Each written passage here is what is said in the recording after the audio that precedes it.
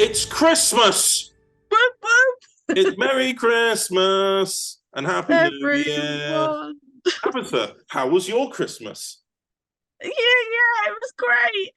So was mine. Amazing. Christmas cheers all around. Wonderful. It's definitely not pre-recorded. So yeah, We've definitely had Christmas. definitely had Christmas. Look at all the snow outside. I was slipping all over the place. Construction I site love that can't tree. wait. I love the tree behind you, Connor. Yes, I went all out. It's such a lovely tree. You can't see it, but Connor has got the most nicely decorated tree behind him right now. Is an innuendo or something? What's going on here? But no, hello, welcome to the final ToverTon podcast with myself, Connor Chadwick. And me, Louise. Hi. And on today's podcast, we are going to be looking at The Touched, season 1, Behind the Duvet, which may or may not already be out on the channel anyway. But this is a celebratory Christmas time, and we're going to talk about Christmas. Abatha, what happened on Christmas for you? What's wrong? It's okay. Shall I talk about what happened on Christmas for me? Yeah, sure. So on Christmas, I decided to go out into the countryside, and I walked amongst all the trees and the squirrels. Wore a nice scarf, nice coat, and just enjoyed Christmas. Really had a nice little walk around. It was like, there was a little bit of frost in the air, and it was just. It was just kind of one of those nice, calm Christmases. We've had a bit of a chaotic year anyway. And I just kind of reflected on the whole year, and it was really, I realized how, great this year has been. And, looking back, especially on how December has gone as well for me, I just felt, it was all come together really nicely. How about you? How was your Christmas? Yeah, it was good. Family and stuff and child getting excited. Hooray! But yes, a lot of things are happening in December, Yeah. Things, obviously we're pre-recording this beforehand, before everything. But so what's happened? The final episode of series 1 of The Touch has come out. Yeah. Magic. And basically that we've marked the closure of quite a few things this year. A lot of things have wrapped up. It's quite nice. Yes, we had well, you've had some, obviously, since, of course, when we last recorded it, the 60th hadn't even happened. My God, what a 60th that was. Whoa. I can't believe what happened in that 60th. And the Christmas special, too.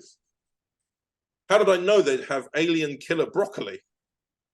But nonetheless, since recording the podcast, we've had some more Doctor Who short stories come out. There was another Pat Gang Doctor Who short stories that was done. Yep. We've also had another Paternoster Gang bite, Gifts Under the Tree, which I swear I made that thumbnail for you back in April and May. Literally, Gifts Under the Tree was recorded in April, and it's been sat in the wings of TT.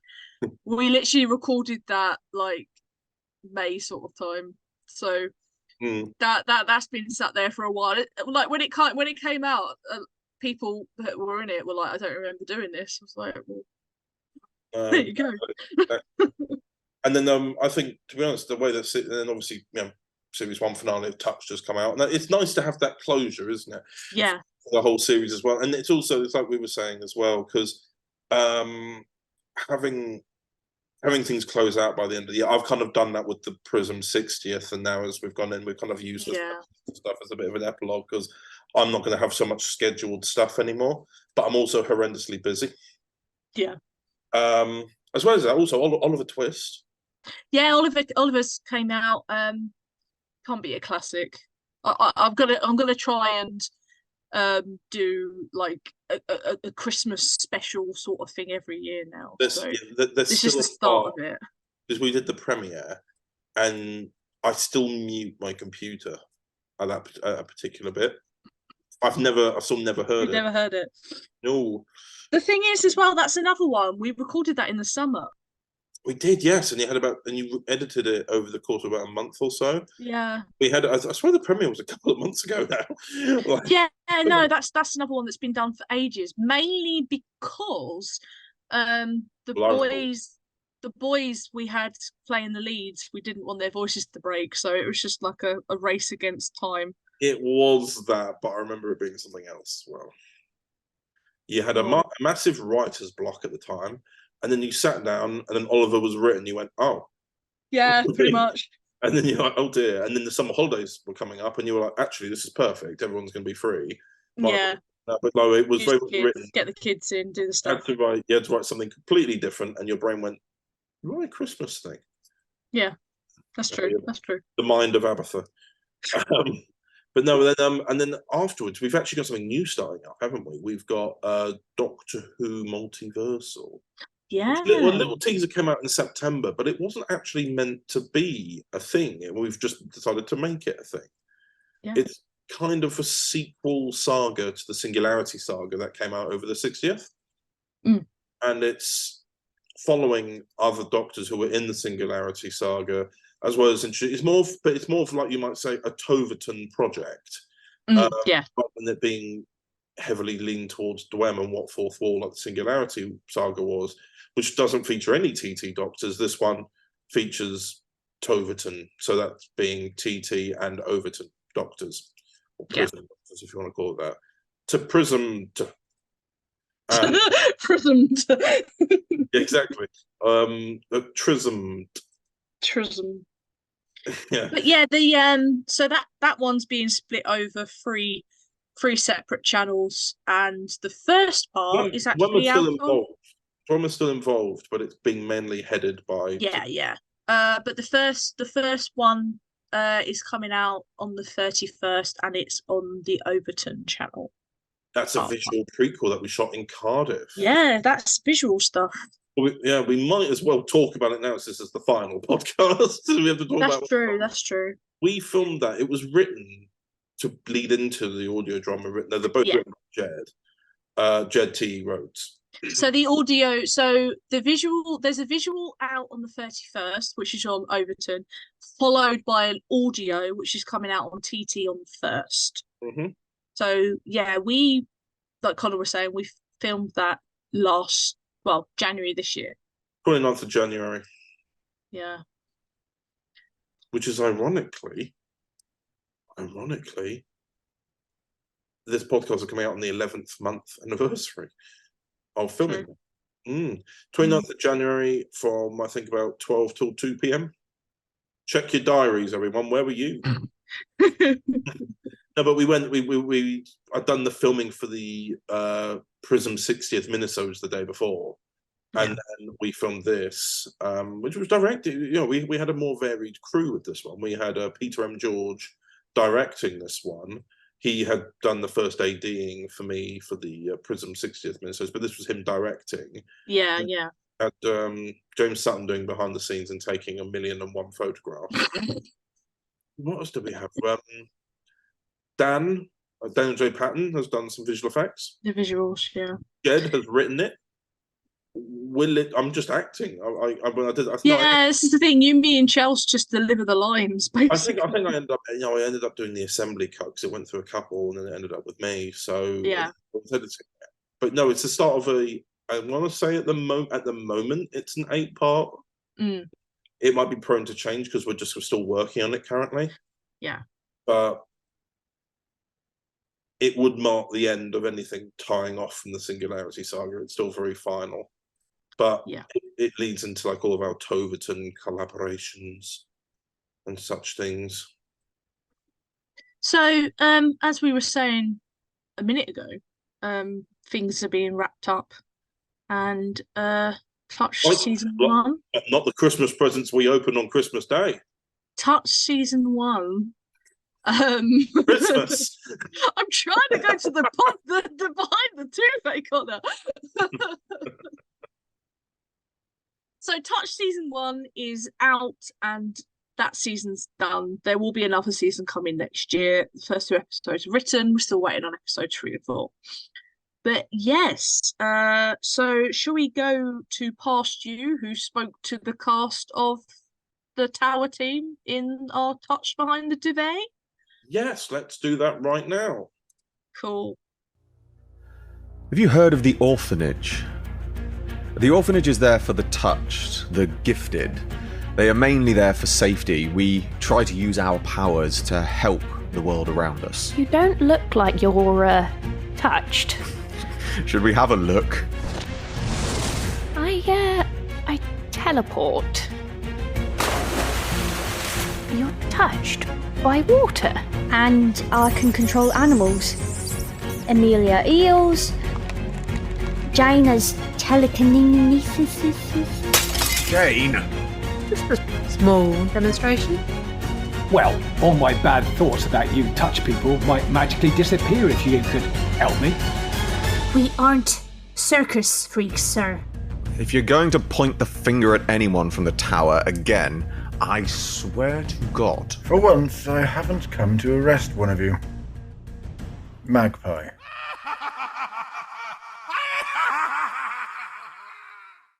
And welcome to Behind the Duvet for the Touched Series 1, and I'm joined here by... Everyone introduce themselves. Hello, I'm Abby Louise. I wrote and I act in this as Mia. Hello, my name is Chelsea Lagan. I also co-wrote this, and I act as Ida, the pigeon lady. My name is Jimmy Wolf, and I act in this as Clarence. I am Catherine Meal, and I act in this as Emma. Hello, I'm Joshua Griggs, and I act as this fella called Oliver. And I'm Louise Vidette, and I act as Jane. Cool, okay, I think that's everyone. I've been watching all the wavy lines slowly get filled in. So, you've all just finished recording Series 1, haven't you? Mm-hmm. Yes. Everyone happy with how it's gone? How the first series has progressed? It's the Magpie storyline, isn't it? I'm very happy with it. Very, very happy with it. Like, couldn't ask for a better cast to do this, and we just have such good laughs with it as well.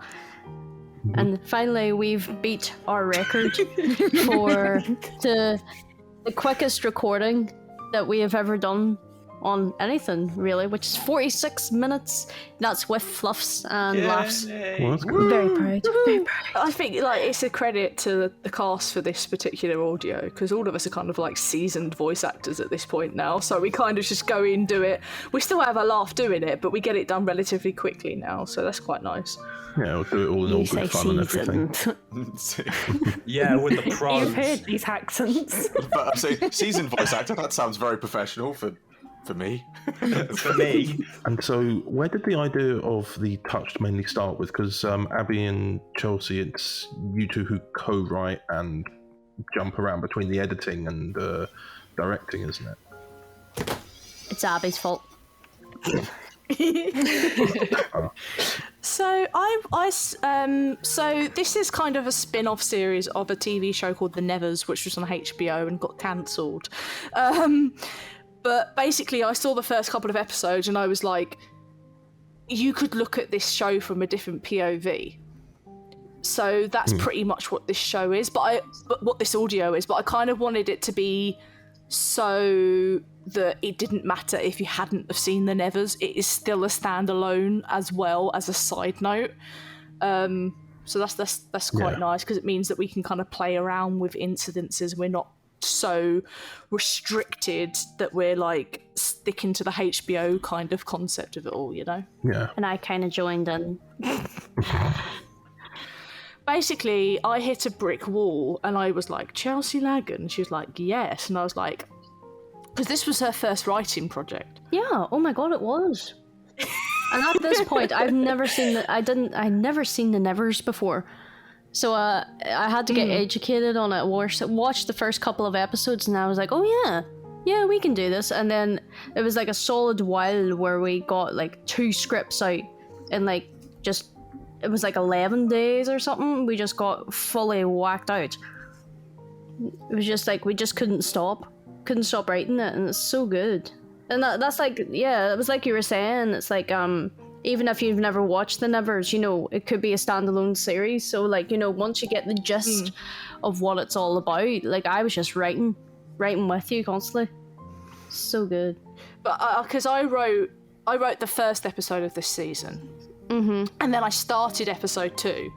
But the thing is, because me and Chelsea are very much on the same kind of wavelength when it comes to writing, so we just kind of help each other finish scenes. We know where we want the scene to go, but like me or Chelsea will be able to be like, well, why don't we do it this way, or why don't we do it that way? So it's quite nice to have that kind of bounce off one another when it comes to the writing, really. And aside from that, how has the with this more of a question for everyone, really, for the actors, how's everyone got into their characters, and how much fun has it been to pretend to have powers and all that sort of stuff? Oh, so fun! So much fun. I mean, to be fair as well, it's really is a testament to the writing that it's a very seriously, it makes it really easy to get into character, because again, as Abby was saying, it's a very standalone thing from the Nevers. You don't need to know it, but it's the way that you guys have written it so well. It means that you've just got all the information there. A character's really easy to get into, and they're fun to play as well, because I like the fact that, you know, there's enough room to play around with the characters, and you haven't written the characters too sort of solid. And what I mean by that is a sort of there's room for the actors to bring something into the role. Oh, of course, yeah. And it you know, it really does make a huge amount of difference, because you've got this sort of flexibility of knowing who that character is as written, but then sort of you've got a character written in a specific way, but then it's being able to bring the personality to the character, and obviously bounce off each other as well is always fantastic. I mean, in literally the episode that we've just recorded, I won't give away any spoilers, but there's a good couple of bits where we just improvised things for like background stuff, and it was great because you could just bounce off each other so well, and you know, there's no restrictions to that, because you could just go right and go improv, but everyone knows their characters. But more than that, everyone knows each other's characters, and I think that's a good thing to show how well it's written, that even if you're not playing a character, you have an understanding of who that character is and know who they are. I do feel, especially with this kind of tower team, as they're called, we kind of, like you say, we know how everybody's reacting to what we're going to be saying, because we kind of know each other's characters in and out. But not saying that, like you said, not saying that they're restricted, because they're quite loose in a way. But because we all have gelled within this team, we know that Ida's going to say that to Mia. We know that Clarence is going to awkwardly flirt with Emma, because it's kind of like, you know, it is nice. It is nice because all of us have definitely connected with those characters really quickly. Like, at this point, we've only recorded 4 episodes, but I reckon by the end of episode 1, we all kind of knew, like, yeah. It's allowed us all to bring our own nuances, isn't it? Oh yeah, we just had a really clear understanding of everybody's personality, and everyone's personality is different within the Tower team. Like, you have Jane, who's like kind of motherly towards Oliver, yet there is, like, you know, some background stuff that not a lot of like us get to explore yet, as of yet. Clarence is like, you know, the guy, you know, for a fact Clarence like had little to do with organization and control, but then obviously whenever he had his newfound power, he just, like, you know, assembled this group of like individuals that, you know, that he wanted to keep safe, but also, like, you know, work together and do some good. And it's just they gel so well, even though they're completely different personalities, every single one of them. It's so well. I think as well, because we've all kind of sat down and gone, like, Lou, what do you think is Jane's backstory? And we kind of like made our own characters, our own backstory. So you won't necessarily see all those backstories, but we know that, like, Jane's a daddy's girl, yada yada yada. You know, background, struggling to cope you know, that to fall back on. So I've got an intriguing question. Oh. because, well, it's going to be something more of a discussion, really. I hope. So, with regards to where the story is set and everything like that, what do you think setting it? Because most superhero stories, or like at least with people having abilities, are usually set in more contemporary settings. What do you think makes it so special setting it in the past? Do you think it's the sort of society and cultural element, or would you say it's more to do with like? Well, one of the elements that I really wanted to pick up from the Nevers is that like it's 80 women to like 20 men who have ended up with the power. That's why most of the TARDIS team. That's why most of the Tower team are female. Oh look, Cravat Doctor's here. That's why most of the Tower team are female. And obviously the era this is set in, everybody's still kind of like, oh, women should be doing this, that and the other. And this hasn't really helped matters out. If anything, it's made it worse. You know? Well, yeah, I suppose you've also got those limits of technology as well. Which is, it's good because you've got, again, that's another dynamic you've got amongst the team is that they've gone from that society, you know, beforehand, it could have been a case of that's how it was, but they've gone from a society of women are inferior to men to now we are inferior to the people that aren't touched. So they have, you know, it's kind of like, it's not that they have to band together in that sense, but society hasn't given them a choice.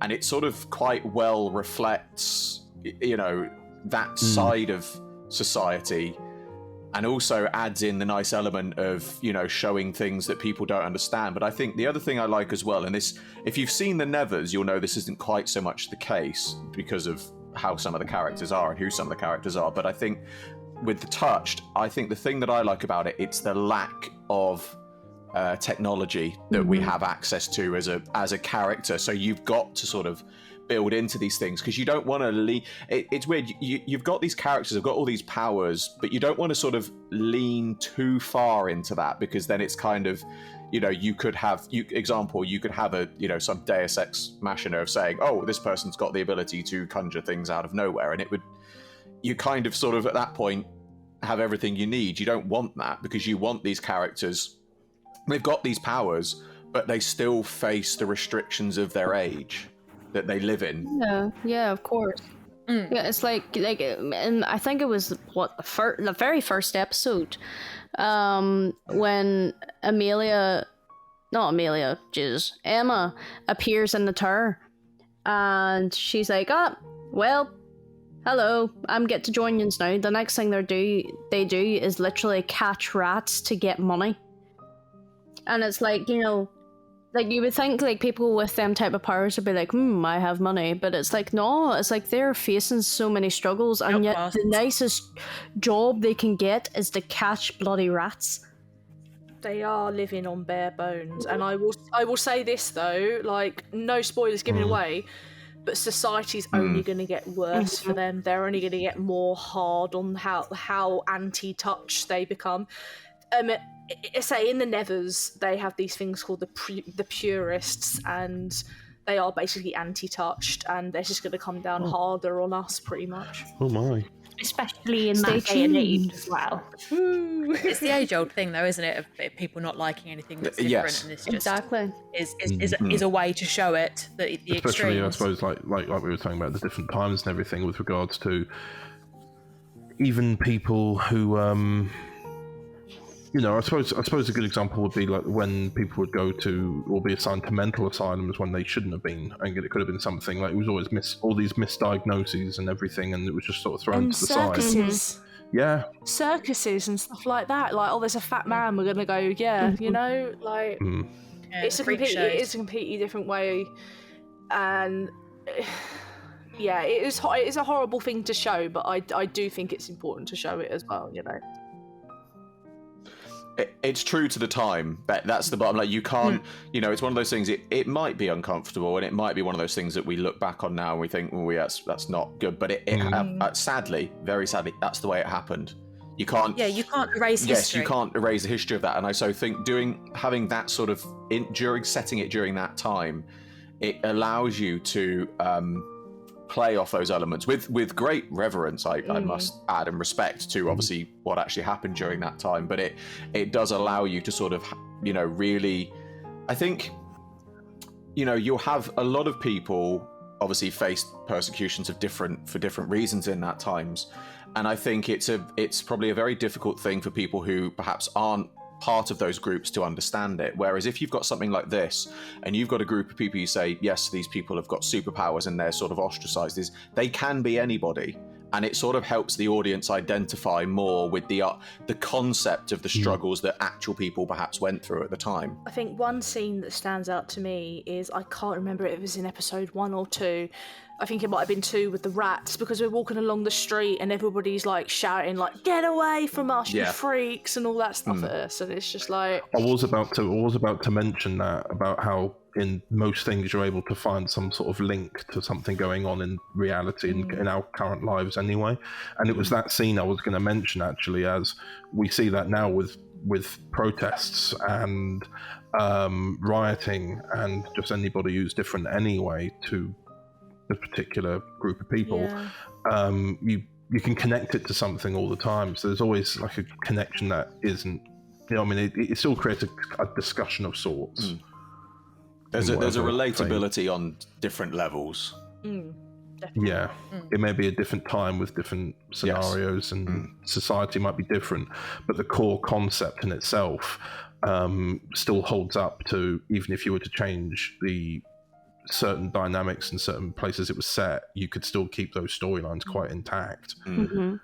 I'll say this, one thing, completely changing the subject, but one thing I'm not bigging me and Chelsea up, but the one thing I do like about this series is the fact that we aren't writing powers with people.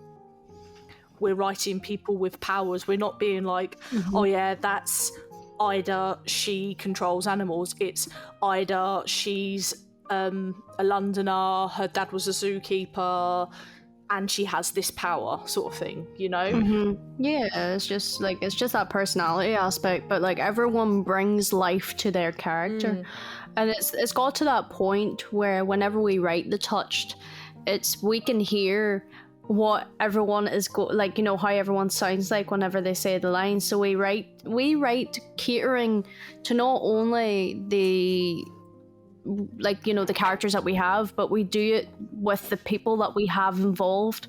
It's like, we can imagine a Clarence Fumble. A Clarence Fumble. But what's great about this is that everyone can, even though the lines are sitting there right in front of you, you can also play on that as well. And it's great. It's brilliant. And it's one of my favorite things that I've worked on is this series, because there's just so much to it, and there's so much you can explore and have ideas with it, and it's class. It's just class. I think it's also worth saying as well, perhaps for those who haven't seen the Nevers, and just going back to what you were saying about it being people with powers, is for those who haven't seen the Nevers, these the powers that people get granted, they aren't all necessarily useful. You've got characters in the show who have powers which ostracize them from society perhaps even further, and it becomes more of a hindrance to them. So it's a case of having these characters have these powers is they are trying quite literally to refit themselves into society. Yeah, there's that young girl who's just giant, isn't there, in the series? Yes. And there's literally really random powers. But that's the way that they've gone with it. But it's good because it does show that, I think, especially in, the modern age where you've got lots of things in this sort of superhero, air quotes, genre, I would say the Nevers really isn't a kind of superhero thing. It's completely separate from that, because they aren't superheroes. They are, as you said, they're people with powers. They're just trying to survive at the end of the day, aren't they? Yes, exactly. It's all about, it's a survival. It's not a superhero genre. It is a survival genre. Yeah, they're not out there in flashy suits saving the day. They are literally trying to survive. Scrape by. Yeah. And they've hidden themselves away in the tower per se, because they live together. They're not living normal lives like everyone does, and like you said, just barely scraping by what they can, but they're happy where they are. They're with people that become a family to them, and that's what we wanted, is to have like a family type aspect to that, like they did in the Nevers. Is just have that family component within it. I think what I like as well is, going back to what you were saying, I like that they are people with powers, yes, but their powers aren't all there is about them. There's a real sort of, as I think we've covered this before, there's a real richness to the characters, and even listening to the rest of the cast recording, I find myself really invested in certain stories and learning about the characters and things, and I think that's a credit to Abby and Chels. Yes, agreed. Thanks, guys. So sweet. Give you money later. Now, was there anything at all, like, during, I suppose it would be more, like you're saying, towards the early days, because everyone seems to have really found their characters in the first, when recording the first episode. Was there anything during, like, pre-production or, like, preparing to record for the first time that anybody thought might be particularly difficult to face with the characters? Or was it all very smooth? Accents. My accent. I love the fact, so me and Chelsea were like, well, we'll do this series, and then we were both like, why don't we swap accents? So it was like Abby's trying to teach me how to be Cockney, innit? And then she's trying to be Irish, but it is so difficult to not be Sticker. Yeah, Sticker came to play quite a few times. There's multiple times where I'm just sitting there talking and Abby's like, you're gone, Sticker, and I'm like, I'm not, and I'm like, oh wait, I did. Never mind. Because I'm just used to being talking like this, innit? And then having to deepen that, so it's like, you know what I mean. It is what it is. A spade's a spade. It will be a shovel. Hey, governor. It's so like me and Chelsea to just turn around and go, challenge. Yes. Challenge What about accepted. the rest of the cast? Yeah, we'll sort them out in a minute. You can be London. I can be Irish. Okay. because the cast, I kind of had people in mind when I first started, to be honest. Yeah, I kind of wrote people in mind when I first began the series, which is quite nice. Luckily, they all said yes. Hiccup now. But I think because at the time we'd just done Tusk's episode 2. Oh, the contrasting characters from that to this. Yeah. And I was like, oh, I like this dynamic. And then it was just like, how can I like broaden this dynamic a little bit more? But saying that, Jimmy's character in Tusk's and Jimmy's character in this are completely different ballgame. I mean, the weird thing is, again, this is one perhaps for the people that have seen the Nevers, is the inspector that I played in Tusk's. I did that first, and then I watched the Nevers, and now I can't think of that character without thinking of the inspector in the Nevers. That's who I've got pictured. But the thing is, approaching Clarence, it was one of those things. I think this is perhaps only one of 2 productions I've done on TT so far where I use my own voice. And I think I went through several ideas for Clarence, and in the end I was just like, I'm just going to do it as me. It's just easier. But yeah, I love it. He's such a brilliant character to play. He's just so well written. I've said this before though, Clarence is my favourite. If this was a TV show, I would be all over. I'd just like, Clarence would be my go-to. Yeah, so everyone essentially had a good time settling into their roles. No issues, anything like that at all. Nothing like no junk. I nearly ruined my throat during the first recording. Oh yeah. Oh dear. Oliver's tantrum.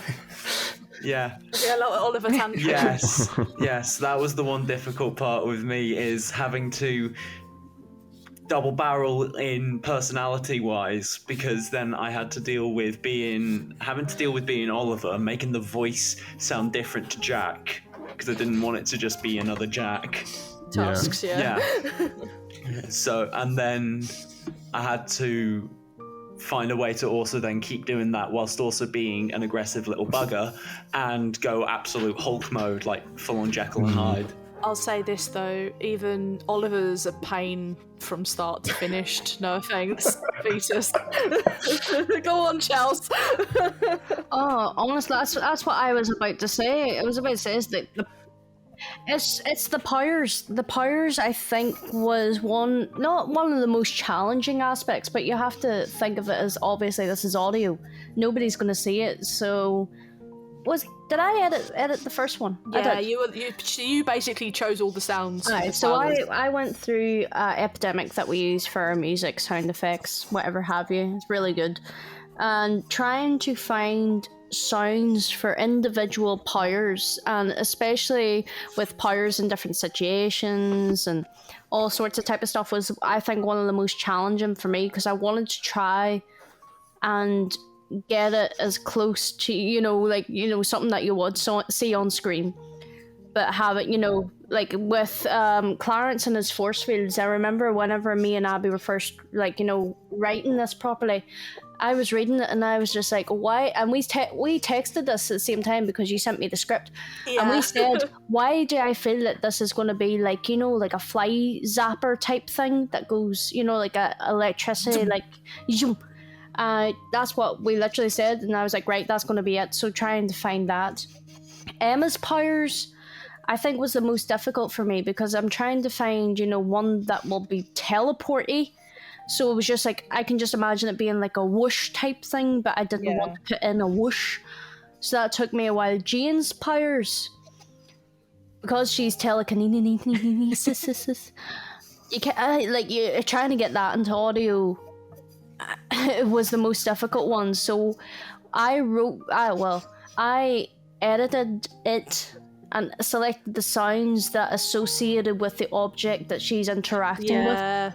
So I think the only difference was there's a scene when Oliver throws a vase and she kind of stops it midair, and I had like a hum, like it was like hovering. I think that was the only difference with that. Yeah, because she was with it was like a pendulum. Yeah. And so it was just like, I wanted her to interact with metal, so I wanted it to sound like a strong magnet type thing. Yeah, because she was putting the coins on the pendulum, yeah. And Oliver's... Oh, Oliver. Me and Abby went through this quite a few times of trying to get Oliver to sound right. The one thing that delayed any edits was Oliver rage scenes. Was Oliver and his tantrums. Because we were going through it and we're like, I don't think he should sound like this. And then Abby came up with the idea of us overlapping how Josh's original speech is, but overlapping it, cutting it, and making it more twisted and distorted, and a few pitches lower and everything. And we finally found like a sound that we thoroughly we double enjoyed. The tracks up, don't we? It's just like, oh yeah, we just stacked them just to make it so, like his original sound is coming through, yet it's mixed with something else. So we all just say he just goes into Hulk mode, but there's that essence that he's still in there that we wanted to keep. We just didn't want him to go like... Because you have the element of the two tracks, one of which has a filter on, one of which is just Josh's voice, and then you're having to have the sounds kind of wave in and out, so it's kind of like an equal distribution of the... Yeah, I can't remember what filter we put on it, but I will look it up. Yeah, it was like Dark Lord or something. So yeah, it was Dark Lord, and then the volumes going in and out. But other than that, obviously, we still had to have all the things being thrown and being smashed, and oh my god, it was such a pain. Give me a healing power any day. That's an easy, it's just a nice gentle hum. Oh no, the first scene with Mia. Because she comes in with a broken jaw. That was me in charge of the squishy sound effects. Oh, just always count on me to get something disgusting sounding and make everybody go. Well, let's just say, if there's any more broken bones, get ready for that. I just think because healing someone is such a visual thing, so you do kind of need the kind of squishy. Oh, I need you need the disgusting sounds. Like I remember for that one, because you were like, "Oh, the lab broke your jaw," and I was like, So I went on and I had like some like squishy sound effects plus the bones like reconnecting into each other, and I slowed it down for extra effect, and it was just like oh, even I listened back to it and I was like, if I can get that reaction, then oh well, that's all good. Other people will feel the same. Yes. Chelsea, speaking of unfortunate reactions to disgusting sound effects, do you want to inform the listeners as to why they should stay away from giraffes? Oh, me, don't chat. So episode 3, there's a boy called Chester who is flying on the roof, and we want to summon him down. Now, originally in the script, he asked for a giraffe. Right, and I remember, I was like, well, we never looked at it afterwards. We wrote it and everything. That was grand. Yeah. And I remember it must have been about 2 o'clock in the morning. Pretty later than that, actually. It was about 4. Maybe 4 o'clock in the morning in reality. I went on YouTube and I was like, giraffe sounds, just to see what I could get. It was the most horrifying thing I've ever witnessed. I texted Abby and I was like, here, we can't use the bloody giraffe. And she's like, why? And I was like, go you on YouTube and you search up a giraffe sound. And it was just, it was just horrifying. I was thinking it was like a zebra sound or something, like a nice sound. It was like I don't even know, it was like a sick cunny or something. Yeah. I think a couple of days later we were on a Zoom and you mentioned this and I was just like, it can't be that bad, and you played it. I was like, okay, no, that's legitimately quite terrifying. So we changed it to a baby elephant. Yeah, this is why Chester now asks for an elephant. But we still reference the giraffe from time to time. But the giraffe that could have been. Aww. People, if you didn't mention that was a giraffe, you would not guess it was a giraffe. You thought it would be like a horse neighs or something. It's really very weird. nice. Oh, me. Connor, cue giraffe sound, so everyone can the rest with it.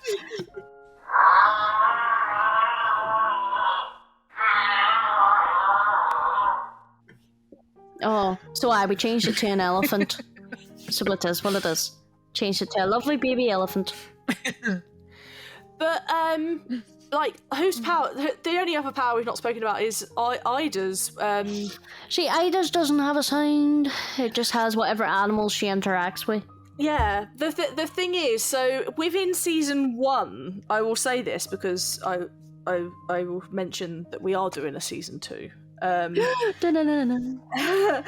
in season 1, you only ever see it from Ida's POV, like from the outside of Ida's POV, so like other people's. Whereas in season 2, we are exploring more of what Ida is experiencing when she's talking to the animals. So that's quite a nice, different POV for us to kind of experiment with, you know? But it's quite funny, especially like I'll reference the rats in episode 1 again. It's Ida goes and talks to the rats, but I'm sitting there like literally gone on over to my microphone and been like holding up my hands like there's a little rat there, and I'm like, hello rat, oh you sweet. And it had to be kept. Oh, you sweet little The first time thing. you did that on the read through, I swear to God, it's just it was hilarious. This is one thing that I will say about the Touched, all the audios. Don't always listen to like the front voices, because most of the time there's something going on in the background. Most of the time it's just Ida telling Mia to shut up, but like So there's normally some form of a drama going on in the back of shots. Like and the hidden honks, just saying. Maybe listen to it twice. Once listen to the main story, then once listen to the ambient noise. I've got a question, Chels, because obviously you lot went searching for the power noises and shit like that. Yes, dear. Yes. Well, what was the bloody noises that you ended up looking for what was it, Josephine? Because you was it literally just water? Josephine was different. I forgot about that. Josephine, so in the scene, whenever Josephine is talking to Emma properly and saying, basically, we're explaining what everybody's power is. Josephine, she literally has her hands and she holds them out of her body, and water just starts dripping from them. So I was just like, you know what, I'm going to get a leaky tap. And then I added another sound effect on top, which was like, you know, just a bit more running water. So, you know, I wanted to have something that, you know, is not like a total... Yeah, see, whereas the scene at the end of episode 2, because obviously I edited that is literally a bucket, a metal buckets of water being thrown into a metal You get very tub. creative with sounds. Yeah. Very creative. And it's like, you know, it's great. It's absolutely great. Sometimes there are powers that we don't show, but we know what's, you know, going on in the background and whatever. But it's very... The one thing I have to say, and it's a credit to you all in the cast, how well you adapt to the, like, you know, the expression and the emotion when you are using your powers, even though you have nothing to work with. It is, you know, when you add the sound effects later, you know, it just fits very well. And it's a testament to every single one of yours' acting, because it's absolutely, you know, I can't up yous more than I already have. It's really good. I'll say this though, you know how you were saying, Chelsea, like you'd be like holding the animals. Oh and yeah, 100%. Like, I'm sitting there holding my hands like nothing's there. No, but I do that when whenever I'm like healing people, I like hold my hands out. Does anybody else do stuff like Clarence and things? I kick the air. You kick the air. I pretty much, as Clarence, I do what I would determine as the classic, the Doctor Who, you know, the hand position. Literally just put my hands up, sort of, you know.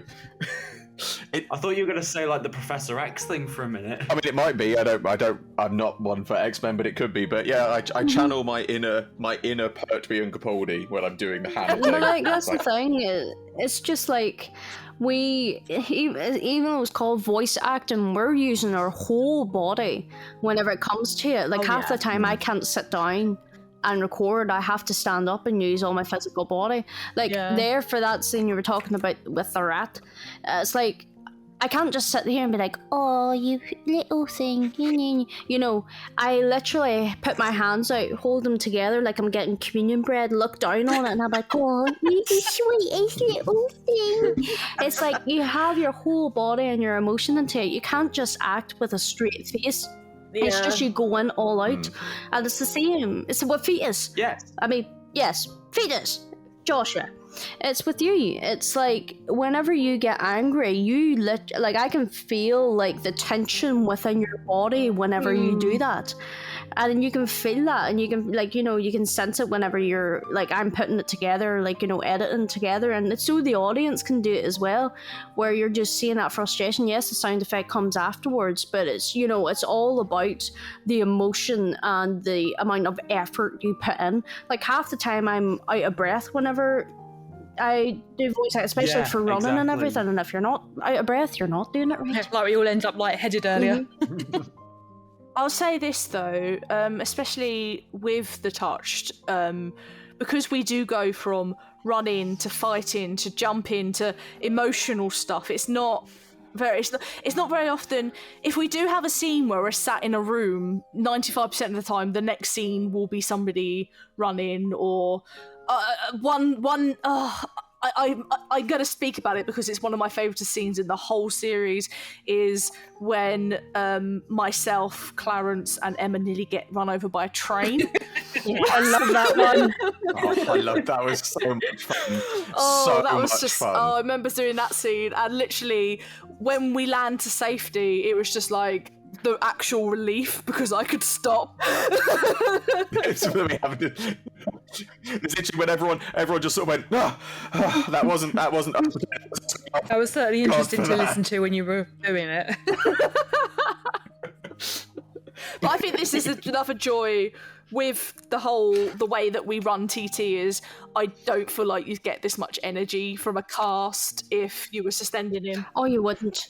You wouldn't. No. If you were just saying, if you were saying lines in, you wouldn't get half the because you're bouncing off each other. Even though you're staring at a computer screen seeing like wavy lines and whatever, you're literally bouncing off people's like energy, and you can feel that energy whenever you work together. It's like, even like you said, like say if we were in a scene where we were just sitting there, in a room together, you'll have people that'll sigh, you have people that will, you know, just automatically add this. It's not in the script. Even people sitting there with sore baths.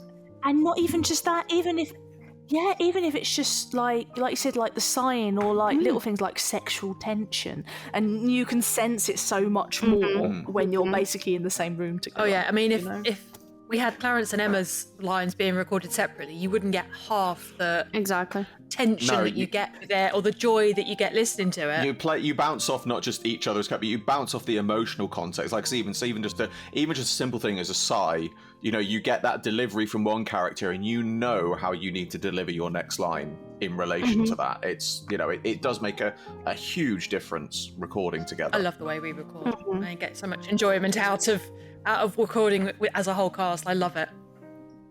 I mean, I love it because it's the recording. You listen to the finished thing, and obviously it's superb. The recording is like a whole other performance. You know, we get our own private performance of everything plus extra.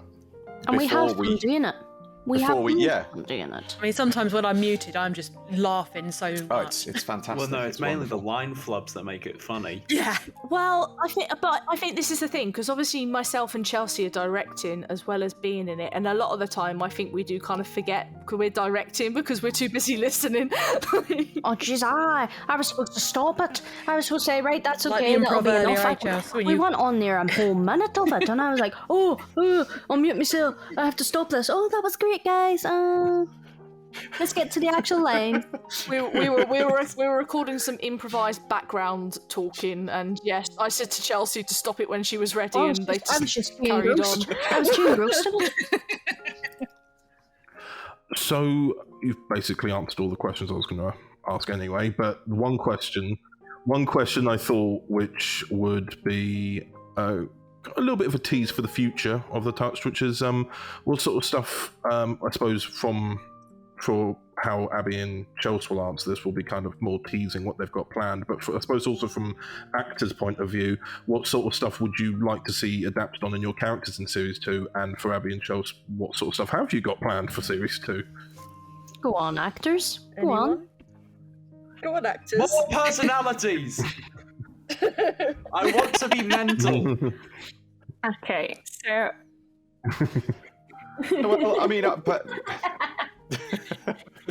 I think it's really important we can try and lean in on Clarence and Emma's kind of love story to a degree. Oh, yes, don't you worry. I am looking forward to a lot more of the emotional, both good and bad side of things for Clarence and Emma, because it's, like I said, is you've got a lot of these initial episodes, and I love this. You've got Clarence is sort of there. He's quite a bit of comic relief. He has his very serious moments, but he's sort of, you know, you've got a lot of that. But I like the balance between the two you've got, where he has his comedic moments and he has his serious moments. But I think you've sort of, like I said, his progression with Emma and also Emma's progression with him is going to be a lot of fun to sort of delve into and go further, because it's going to sort of, personally for me, it's going to bring, I think, quite a range of emotional acting that I don't know if I've necessarily done before, but I'm looking forward to it.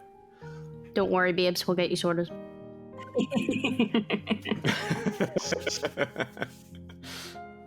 I mean, on a more serious level, though, with Oliver, I want to sort of feel a lot more, because we see that there is a clear struggle with Oliver between himself and then obviously this whole like hulked Mr. Hyde sort of other self that he has.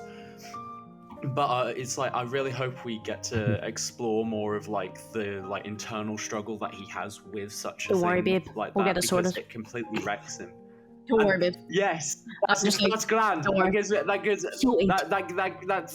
me happy. But it's like I also want to see like not just with Oliver, but with like the rest of the cast as well, like how they work dynamically with other members of the cast. Because, for example, like a lot of Ida's scenes are with Amelia, a lot of Clarence's scenes are with quite a few different members, but he spends a lot of the scenes with Emma, and and it's all, you've got these built-up dynamics already set, like as well with Oliver and Jane, but it's also would be interesting to see how it works when they're all flipped around and such. Don't worry, babe. Yeah. Got it sorted.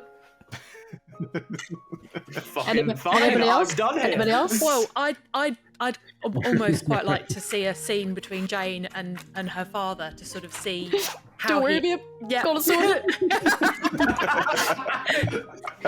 I think the perks of like all of us though is that we're able to have this input along the way. I was really lucky as like one of the first few people to read the scripts, and it allowed me to really kind of just be involved in a way of just brainstorming certain ideas. And I just feel incredibly honoured that like it was a case of, look, this is what we're looking at doing. Is there anything you want to add? And like character-wise, how that can develop. And like you guys, Abby and Chelsea, will just take on anything that we kind of go, well, what about this? And you're kind of like, right, okay, we can work that in. Yeah, it's like, you know, it's all about, you know, like not compromise, but it's like, you know, just adding wee bits and flair, like of what people's interested in, because at the end of the day, it's your characters that you're doing. It is always good to have that wee bit of input. You know, what you enjoy doing, but here, babes, whatever yin's a false head, I'll get it sorted. So I will say this, because obviously at this point, myself and Chelsea have written episodes 1 and 2 of the next season. And the only thing I'm going to say about that is we're going to welcome some more gifted. So look forward to meeting more powers and a range of abilities. And like I said about the Ida thing, we're going to start seeing Ida's POV with the animals and stuff like that. Yeah, it's going to get intense, boys. That's all I have to say. It's going to get intense. Do some exercise because you're going to be lightheaded after this. Okay. I was already lightheaded. Right, well, I suppose there's nothing else to say, but thank you for being here to be in this little segment, and thank you to everyone who's listened as well. Yes, indeed. Thank you very much. I think on behalf of the actors, I would like to say thank you to the writers for such a fantastic script to work from. Very much. Oh, thanks. thank you. It's from an amazing cast of people that we can do it as easily as we can. So thank you And it's all for only being going to get amazing. bigger and better, so stay tuned. Yeah, it's going to get crazy, isn't it? Thank you all.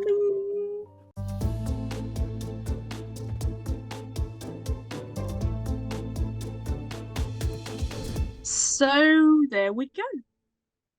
Yes, Happy days. it is over.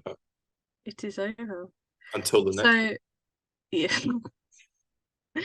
So, speaking of like Christmas stuff, heading back into the Christmas theme type thing affair that's going on with this episode. The Metal Doctor. Christmas affair. The Metal Doctor.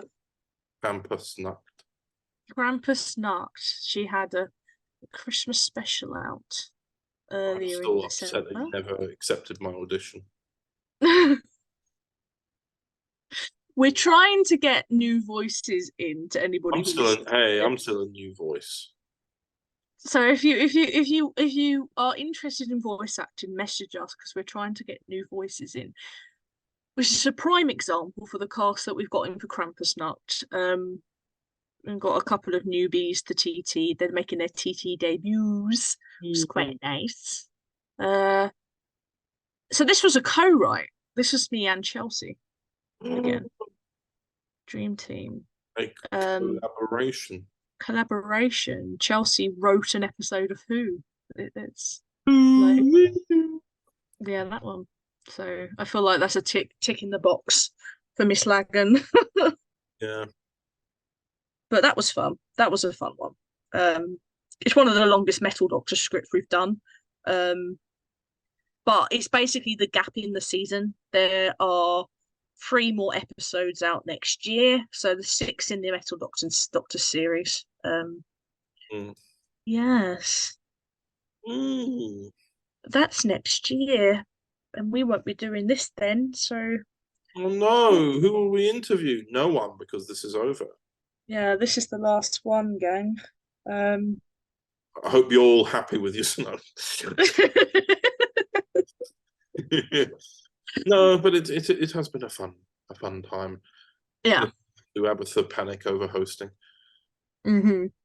Welcome. I still panic over hosting. No, but you've done well, because another thing to also point out. Is the fact that we also do another podcast as well. We do the true. But that wasn't getting much traction on its own YouTube channel, so we'll be re-uploading that onto the Overton Audio's YouTube channel. Dripping Hartnell. It's Hartnell, and he drips, yo. So and then what else is that? Well, we are also doing the Toverton SoundCloud. Yes, we can announce that now. But it's starting from the making. It's only a few days away from being New Year right now. Yeah. Basically TT and Overton are combining our love of audios, and TT's going to be uploading all the backlog of old audios onto Overton's SoundCloud, and the Overton SoundCloud will become Toverton SoundCloud. Is that right? Yeah. We need to make sure the branding is all in place. Yes. That will involve kidnapping Daniel. We will have to kidnap Daniel. Sweet Daniel. He is a sweet boy. He is. He always means well. His smile could light up a dark thunderstorm. So, before we do end move on. Before we do end the last Toverton podcast, I do want to give a slight teaser as to what we do have coming early next year. Obviously, we have more of the touch coming. We have a couple more seasons planned for that. More reanimated. Chelsea is currently writing episode 4. We also have a spin-off series of the reanimated called Case Files, which Chelsea is slaving over. We have, as I said, more from the Metal Doctor. We have Multiversal, which was the free channel Singularity spin-offy type thing that will be coming out next year as well, and the Paternoster Gang will also be returning. So that's just the first half of this. Oh my God! Look at all the content you've got to look forward to, and in silence because we're not here and doing the podcast. Yeah, we can't talk about it, but there will still be Behind the Duvets being recorded and uploaded separately, so you can still get those cast and crew random chinwags that we do if that is of interest to you. So yes, thank you all for listening. Thank you to Connor for helping me do this, because it's kind of out of my comfort zone. So it was something nice. I think it was something nice to try out. Yeah, definitely. Ultimately, I think it started out really well. I think a lot of people were like, "Oh, what's this about?" But ultimately, with all the content coming out and everything like that, your audience aren't really looking for this. No, yeah, exactly. But it was something nice, and it was something being thought about for a little while about should we do a podcast? Yeah. But ultimately, gave it a go. Maybe people like podcasts, but it's just not something like this. They want something more like the actors chatting, or you could always do a TT actors roundtable, similar to those like the Vanity Fair ones they do, and then you could do one for a TT directors table. You could do all that sort of stuff, and it could true. Because you still technically got the Behind the Duvet podcast. That's very true. We've got to wait and see. I am the social media manager. So, on that note, thank you and goodbye, I guess. Indeed, goodbye. Bye.